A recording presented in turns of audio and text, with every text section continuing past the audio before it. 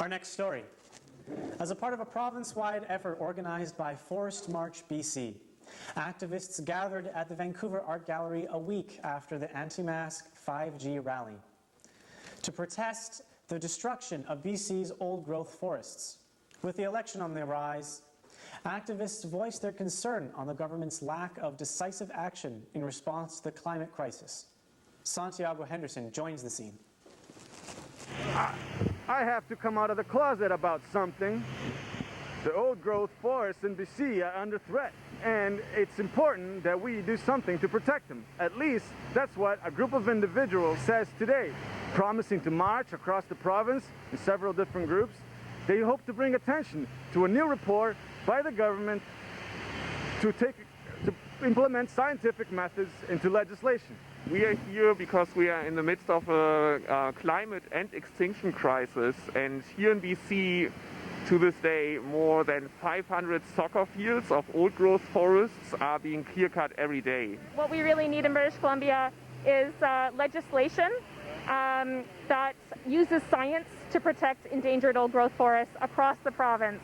A report was just released a week ago, an independent report basically that lays out a framework for a complete paradigm shift in the way that BC manages its forests. We need the BC government to accept that report's recommendations and implement them as per the timeline in the next 3 years. And we need funding to support First Nations communities. Old growth trees used to be everywhere in BC. Giant, beautiful, lush, biodiverse environments, and one of the only places in the world that had all this. But we logged everything. A new report has come out.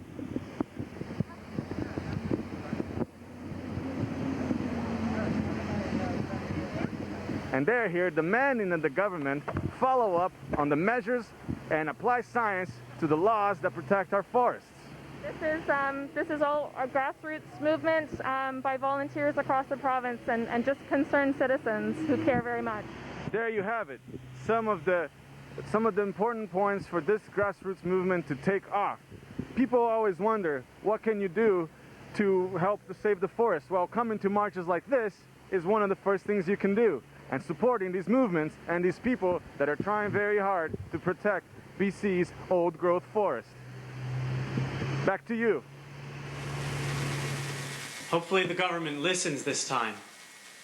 And more after some messages. Sports live with Santiago Henderson.